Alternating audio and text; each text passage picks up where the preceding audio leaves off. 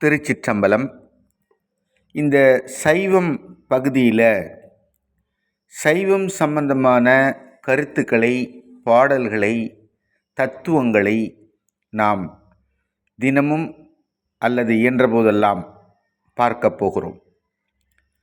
முதல்ல இந்த சைவத்தினுடைய மெய்கண்ட நூல்கள் அல்லது சாத்திரங்கள் என்று சொல்லக்கூடிய, மெய்ஞான நூல்கள் என்று சொல்லக்கூடிய 14 சாத்திரங்கள் நமக்கு இருக்கிறது சைவ சாத்திரங்களில்.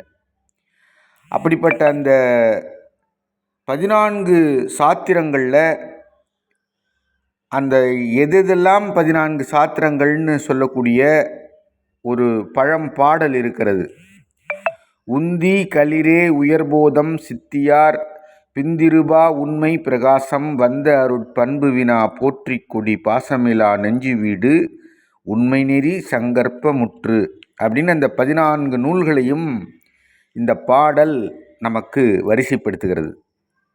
அதாவது திருவுந்தியார், திருக்களிற்றுப்படியார், சிவஞான போதம், சிவஞான சித்தியார், இருபா 20, உண்மை விளக்கம், சிவப்பிரகாசம், திருவருட்பயன், வினாவென்பா, போற்றிப்பக்ரோடை, கொடிக்கவி, நெஞ்சுவிடுத்தூது, உண்மை நெறி விளக்கம், சங்கற்ப நிராகரணம் அப்படின்னு 14 நூல்கள் இருப்பதை நம்முடைய சைவம் நமக்கு வழங்குகிறது.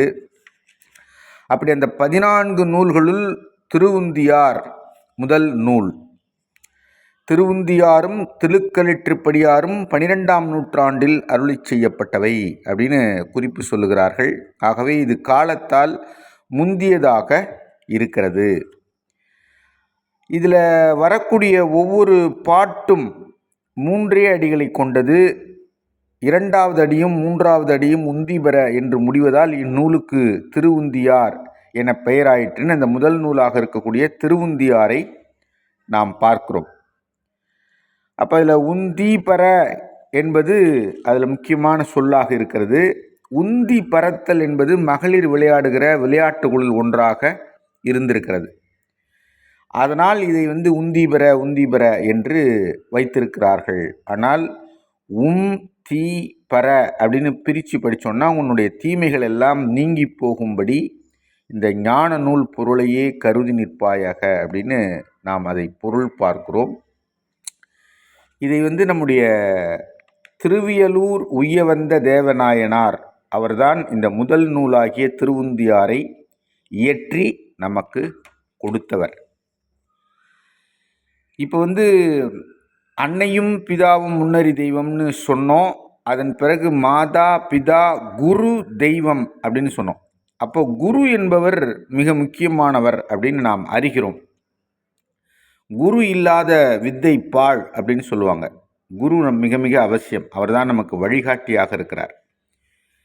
எப்படிப்பட்ட குரு வேண்டும் என்று சொல்லுகிற போது ஒரு உவமை சொல்லுவார்கள் பெரியவர்கள். ஒரு பெரிய கரும்பு தோட்டம் இருந்தது. அந்த கரும்பு தோட்டத்துக்குள்ள ஒரு ஆடு உள்ளே போகுது. அப்போ அந்த ஆடு உள்ளே போகும்போது என்ன பண்ணுன்னா, அங்கே இருக்கிற அந்த சின்ன சின்ன அந்த குருத்து அதெல்லாம் கடித்து சாப்பிடும் சின்ன சின்னதாக. ஏன்னா அதனுடைய வாய் சின்னது. அங்கே கரும்பு தோட்டத்துக்குள் புகுந்து அதில் இருக்கக்கூடிய சின்ன சின்ன அந்த கருதுகளை எல்லாம் எடுத்து கடித்து சாப்பிடும். இது ஒரு வகை குரு அப்படின்னு சொல்கிறாங்க. அந்த ஆடு போல இருப்பவர்கள் ஒரு வகை குரு. அதே கரும்பு தோட்டத்துக்குள்ளே ஒரு கற்பனை பண்ணி பாருங்கள், ஒரு மிகப்பெரிய யானை உள்ளே இறங்குது. எப்படி இருக்கும்? அப்படியே அந்த கரும்பு தோட்டத்தையே அடித்து சுழட்டி எல்லாத்தையும் எடுத்து சாப்பிட்டுட்டு எல்லாத்தையும் காலி பண்ணிவிட்டு வெளியில் வரும் இல்லையா? அப்போது குருவானவர், அந்த குருவினுடைய ஞானம் எப்படிப்பட்டதாக இருக்க வேண்டும் அப்படின்னா, இந்த ஆடு சின்னதாக நுனிப்புல் மேயிற மாதிரி கொஞ்சம் கொஞ்சமாக எடுத்து வைத்து கொண்டதே, சாப்பிட்டதே அப்படி இருக்க வேண்டுமா? அல்லது ஒரு யானை உள்ளே புந்து எல்லாத்தையும் சுழட்டி எடுத்து கொண்டதே அதை போல இருக்க வேண்டுமா என்று குருவினுடைய ஞானம் பற்றி, மாணாக்கர்களுக்கு நல்ல குரு வாய்க்க வேண்டிய அவசியம் பற்றி இந்த உவமை சொல்லுகிறது.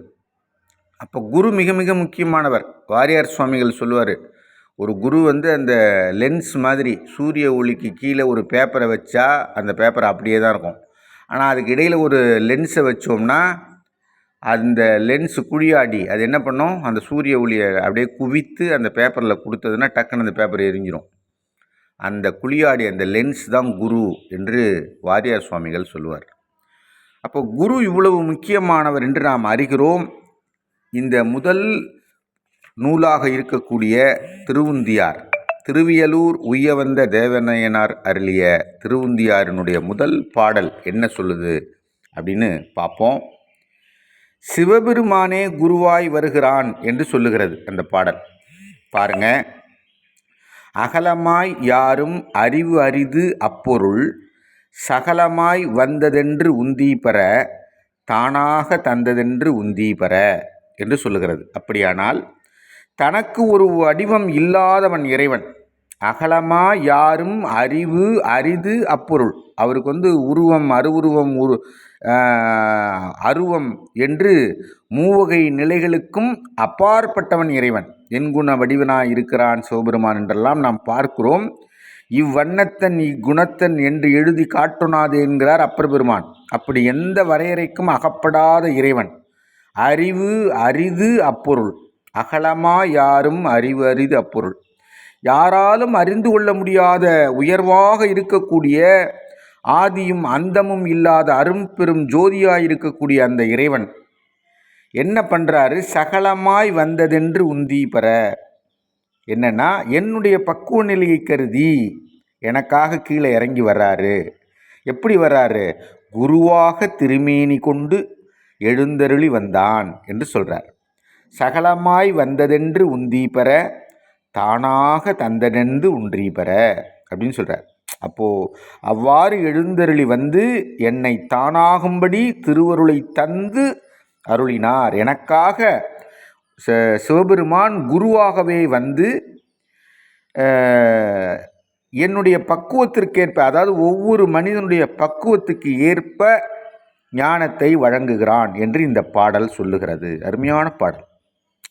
அவனே உயிர்கள் பால் உள்ள இரக்கம் காரணமாக திருமேனி தாங்கி குருவடிவில் வருகிறான். அப்படி குருமேனி தாங்கி வந்து பக்குவமுள்ள ஆன்மாக்களுக்கு அருள் செய்கிறான் என்று இந்த பாடல் பேசுகிறது. அப்படியானால் இறைவன் எவ்வளவு பெரிய கருணை மிக்கவனாக இருக்கிறான். யாராலும் அறியப்பட முடியாத பரம்பொருளாய் பெரும்பொருளாய் இருக்கக்கூடிய சிவபெருமான் ஆன்மாக்கள் உய்யும் பொருட்டு, உயிர்கள் உய்யும் பொருட்டு தானே குரு வடிவு தாங்கி குருவாய் வந்து நிற்கிறான்.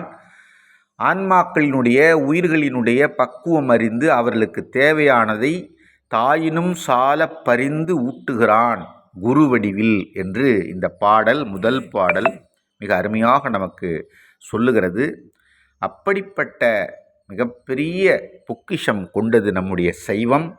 இறைவனே குருவாய் வந்து அருள் செய்யக்கூடிய கருணை கொண்டவன் என்கிற இந்த அற்புதமான முதல் பாடலை திருவுந்தியார் நமக்கு சொல்லுகிறது.